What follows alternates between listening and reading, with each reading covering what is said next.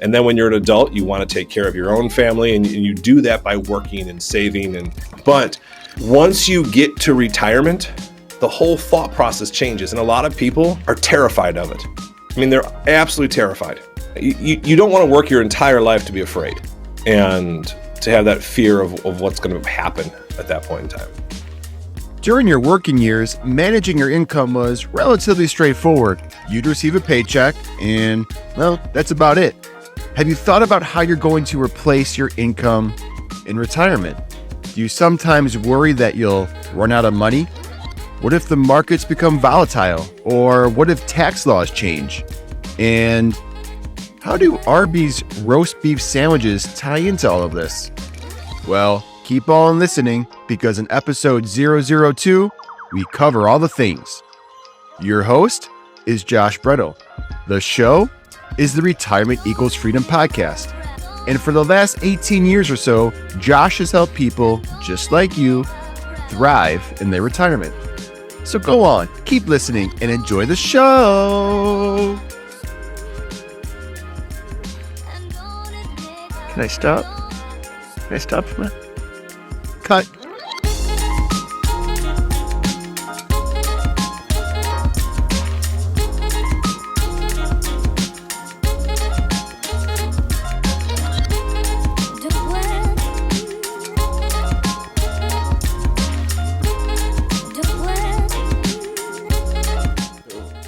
Just like last week, Josh, I just hit the record button without telling you. So now we're being recorded. Hey, welcome everybody to episode 2 of the Retirement Equals Podcast. Well, no, wait. Retirement Equals Freedom Podcast, not the Retirement Equals Podcast. That would just be awkward. Hey, the intro on our second podcast is as classy and seamless as the ending of our first podcast. The listeners are piling up now. Piling up. We have at least 3. Your mom, my mom, your dad. My dad doesn't know what a podcast is, so we'll get him on board eventually. So hi, Josh. Happy Valentine's Day. Happy Valentine's Day. I put my pink tie on for you. Sure. I put my Red Bulls shirt on for you. Well, that means you put a shirt on. So, I'm winning the day. Did you see the text from Joe today? He and his family are on vacation.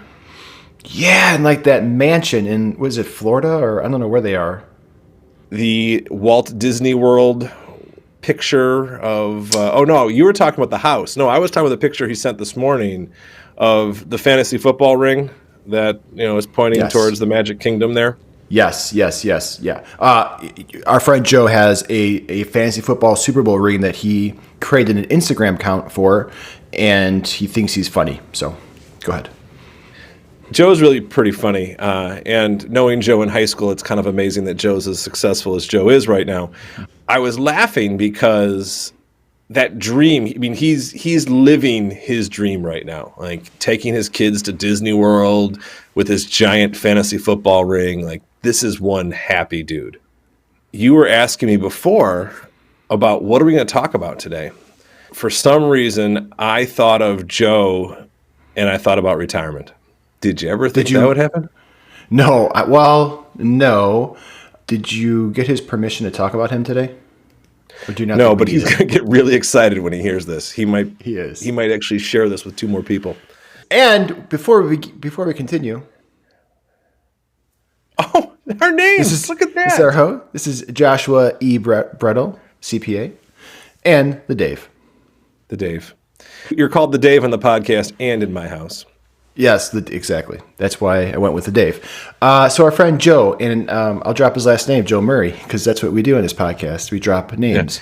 Yeah. Tell me about it.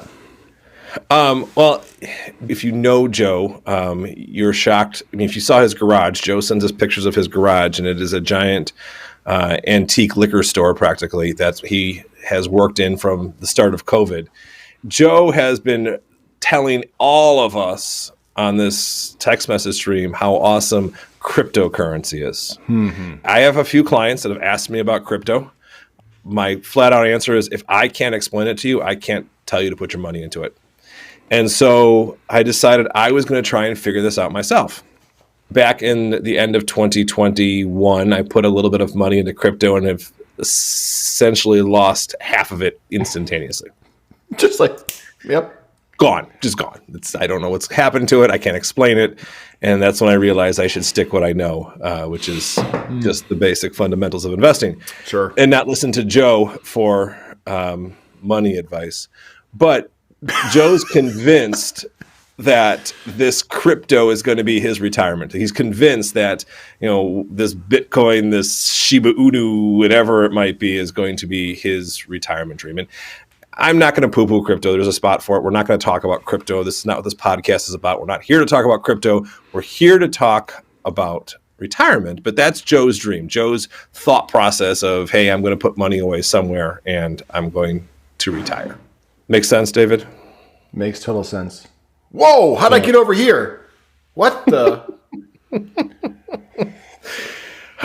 You're lucky your kid and wife are at school. They just look at you funny right now. But Actually, Carla's at Costco, I think, as we speak. She took a half day. Sorry, continue. What I told you we were talking today, what I want to talk about wasn't just Joe and retirement, but it was this whole thought process that happens at retirement. So what Joe's doing right now is he's saving. He's putting money away. And, what we're all doing right now is we're doing what we're told to do. We're taught to save. We're taught to put money away. Dave, you have a young son. We've talked about Landon before on the podcast. I have 3 young kids, and both of our kids are in elementary school, and your wife teaches elementary school. When the kids come home and you look at their work, you encourage them to do well. You encourage them to learn their sight words, to learn their math and whatever it might be, because you know what the future holds. They're going to go into harder and harder courses. They may not all have someone like me, Dave, who bailed you out of U.S. history in high school, but you'd still be in high school if it wasn't for me. Yeah, you're right. The reason you want them to get a good grade is so that they can go to a good college or go to a good trade school or do whatever. They're trying to get better in their life all the time. So, and the reason you want them to do that is so they can be self-sufficient. The fact that my kids can get into a car and buckle their own seatbelt is life-changing to my wife and I, because we no longer have to get back there and do it with them. Someday when I don't have to buy their dinner, it'll be even more life-changing. And you want them to be that self-sufficient adult that's out there. And then when you're an adult, you want to take care of your own family, and you do that by working and saving. And in Joe's world, you do it by putting money into crypto. Once you get to retirement, the whole thought process changes. And a lot of people are terrified of it. They're absolutely terrified. To someone at our age, it's almost hard to comprehend. We just think that's ridiculous. How could it be scary?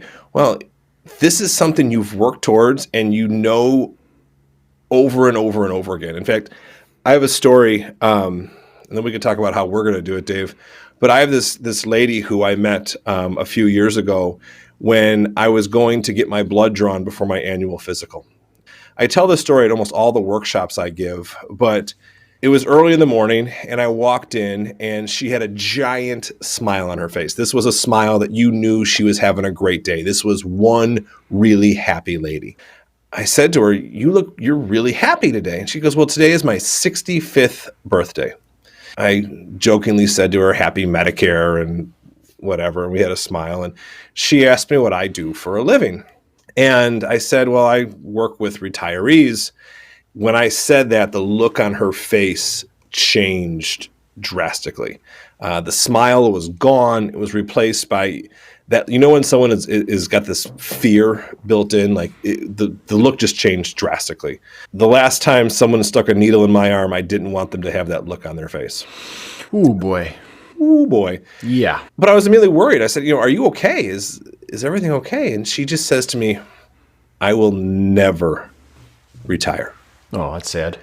Yeah, it is sad. You don't want people to think that, because that's people's dream to get to that point. And I said to her, I'm sorry you say that, but what makes you say that? She says to me, I lost my husband 20 years ago. I've raised 2 boys all on my own. And I knew that as long as I could go to work and do what I knew how to do and earn the money, that my family would be okay, my boys would be okay, that I'd be okay. She says, I don't know how to trust anybody else. I don't know anything else. No one's ever taught me what to do come retirement. They've told me to save, but I don't trust the market. I don't trust the government. I trust myself. I trust me earning money. Yeah, she probably had a great work ethic. She was used to being the sole breadwinner of the house, right? So she had to. Yeah, I mean, the look on her face, you don't have a smile that big at 7:45 in the morning drawing someone's blood if you don't love what you do. To have that fear is very real. It's understandable. People worry, where's money going to come from? What do I have to give up? What do I want? What do I have to? What if I run out of money? What if I live too long? What if I make the wrong decision? What if the market's bad to me? What if taxes change? The fear is palpable. I mean, they get this worried. In fact, sometimes in my conference room, I'll sit down with a couple, and we joke in my office that some people use me to fight. Because one person in the relationship may feel very comfortable with retirement, and the other may be scared out of their what. So it's a very real thing. They don't know where money's going to come from. It kind of brings them back to those teenage years of worried about if you have enough money to go to the movies. I have a feeling you kind of just wanted to use a swear word, but you didn't. Because you said a couple was in there. One was listening to, the other one was scared, and you paused. So is this like PG podcast or like PG-13? I do not want to have to put an explicit disclosure on this podcast. Yeah. If that makes sense. Yeah, so I don't want to be flagged. Sure. You don't want to work your entire life to be afraid and to have that fear of what's going to happen at that point in time. Yeah. No, for sure. I'm listening to the story and kind of, can I tell a story that's on my mind? Yeah, it always scares me. Go ahead. Well, talking about being scared in retirement and just not quite sure where like your money's going to come from, right? More or less. Mm-hmm. I remember a time circa 1998, 1999, you and I had set out to find lunch. Do you remember this story? Do you know where I'm going with this? In that time period, you and I always went out to get lunch. Yes. And you would not let me drive your Chrysler LeBaron with the 1990 Chrysler LeBaron convertible with the slight tear on the top.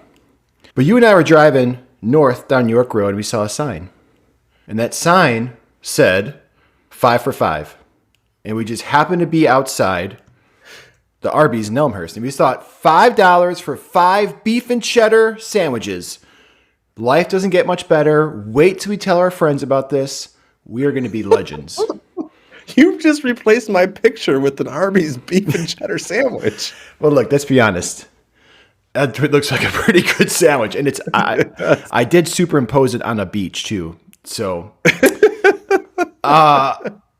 so you and I walked in, and I remember we were chatting up the fine lady behind the counter. She may or may not have been missing some teeth. And we said, we would like the deal on the billboard, 5 for 5.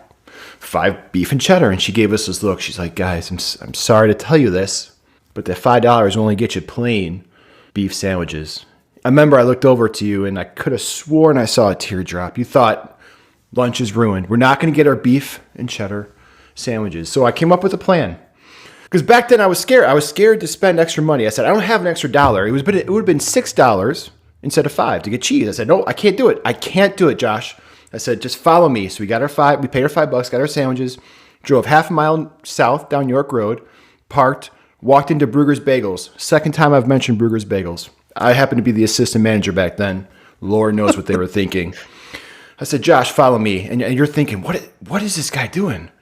Like, you already thought pretty high of me back then, but now you're like, this guy's intriguing. He's just a man of mystery. I said, follow me, Josh. Man, the back room of Brugger's Bagels. Back room of Brugger's Bagels.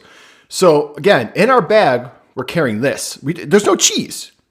I said, Josh, follow me. Now, sure, bringing you in the back, I broke probably 37 health code violations, but whatever. No one reported us. I go in the cooler, and I grab a stack full of cheese. I said, watch this. I go over to the oven, open up our sandwiches, slap some cheese on there, throw it in the oven. The oven rotates, it bakes it. And a few minutes later, we have this. For no extra charge. Sure, we technically stole from Brugger's. They're not going to come get me now. They're out of business. But we were scared to spend an extra $1 on cheese. I don't want to be scared when I'm retired to spend an extra $1 on cheese. So I just don't know where the story is taking us, but as you're telling the story, I quickly went into Photoshop and I made these beef sandwiches. I thought, this is a perfect example to tell the story. So now... Can you put me back on the screen? So now I leave it up to you to figure out what to do with that story I just told.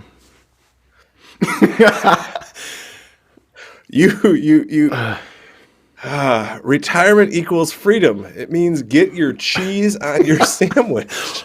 I mean, look, the thing is this. I'm stuck in the 90s. So every podcast, I'm going to find a reason to tell a story from back when we were living in the 90s. Early 2000s were okay, but it's all about the 90s, baby. So thank you for inspiring the story. As much as Joe Murray and crypto have to do with retirement, so does beef sandwiches and stealing cheese from Bruegger's does. But I'm telling you. The whole point of where I wanted to get to, there's some roundabout circle to this, was the fact that life changes. Like the retirement mindset is different. And it's not so much that you can't live your life. Like you can live your life, but the financial aspects to it change. And I'll give one last analogy. It has nothing to do with beef sandwiches, but maybe I'll bring one of these in here. But when our kids were young, they loved puzzles. We had people. Did I tell this puzzle story in the first podcast? No, I did see. I saw like a puzzle on one of your desks the other day. Yeah, I bought a puzzle so I could use this as a visual when I talk about it with people. But okay, those puzzles. Most puzzles as toddlers are like one piece. And maybe there's like 3 pieces on a board and like one shaped like a lion, and you put the lion back where the lion goes and the elephant back where the elephant goes. I'm sure Landon had one of those. As they get older, the puzzles advance. Maybe they had like a 10-piece jigsaw puzzle that fit into a square, and then they had now for Christmas my kids got a 500-piece jigsaw puzzle of Disney characters on a merry-go-round. The puzzles get harder and harder as they go on. Well, I always tell people retirement planning is kind of like that. As you're, right now where we are, it's real simple. Don't spend more than you have. Save somewhere efficiently. Once you master that, maybe you can add some good diversification tools and some specialty thing to it, but save is important. But when it comes towards retirement, all of a sudden we have all these different puzzle pieces. And I think that's what scares people. I think it's, how does my Social Security tie into my Medicare, tie into my IRA, tie into the taxes, tie into the stock market, tie into your pension, tie into how long I'm going to live? How do these all work together? And I think that's what people get really afraid of, because not only do they stop working, but they still want to buy the cheese and the beef sandwich. God, I can't believe that analogy worked. Thank you, David. You're welcome. That's a nice dance there. In order to do that, they have to be proactive and they have to think about things slightly differently. And you have to realize that even though the little puzzle pieces, they haven't really changed in their complexity, there's just a heck of a lot more to them. And they could go in all sorts of different orders. Wow. Does that make any sense? Did I just confuse? I mean, did I take beef sandwiches and complicate it? No, you actually took beef sandwiches and put it on a pedestal in which they've probably never sat before. Because I don't think anybody in the history of mankind has compared a beef sandwich to replacing your income in retirement, which we just did very elegantly. Thank you very much. Beef sandwiches will thank us into the future. Before we sign off, how do you think your stomach would react to having a beef and cheddar sandwich from Arby's today? I don't know if you heard my stomach during that, but just the visual of the beef and cheddar made my 40-year-old stomach churn upside down there. It was... So are you saying tomorrow when I come to visit, we should not get Arby's sandwiches? Or we should? My wife would request that we do not get Arby's sandwiches. It's a fair statement. I can only imagine then that you're going to dive deeper in the future episodes about how all these things intertwine and work together. Because to me, it just doesn't make any sense. I'm actually really nervous because that is the whole purpose. Today, I want to kind of set up this whole big picture conceptual, and I want to spend some time digging into all of those different puzzle pieces. And I'm really worried about what you're going to pull out of your bag next, because beef sandwiches came out in episode 2. So when we talk about taxes, and when we talk about Social Security, when we talk about pensions, when we talk about the stock market, when we talk about whatever the heck you want to talk about, I'm a little nervous. You remember this little notebook? Yeah, I got that. Actually, my wife made that for you. Yes, she did. There may or may not be 3 pages full of stories that I am ready to tell. And at any given moment, you may say something. It could be a single word, and it could trigger a story from back in the day. So be ready. Oh, I'm excited for it. Well, I think episode 2 is better than episode 1. I don't know if anyone listening to this thinks that. Look, here's the thing. By the time we're on episode like 300, we're going to be internet famous. And people are going to be... Maybe what we could do is put episode like 1 through 10 behind a paywall and be like, if you really want to see how it got started, show us the money and name your price. I mean, I don't know. I think we're onto something, Josh. Well, or we could just put more money in crypto. Oh, Joey. Oh, I can't wait to tell him that he was... This podcast is going to require a big disclosure, I think. It's Furry Murray from Missouri, man. He's cool. He doesn't care. He loves it. All right. So another one in the books. All right. Number 2 in the books. Subscribe. Listen to us again. What else are we supposed to say, Dave? Until next time on the Retirement Equals Freedom podcast. Have a great day. I don't know. We're gonna have intro and outro music. We just can't quite afford it right now. So subscribe, and that will help us get some cool music and voiceovers. Thank you very much. And How with do you that, say goodbye now? I say bye. And we're done.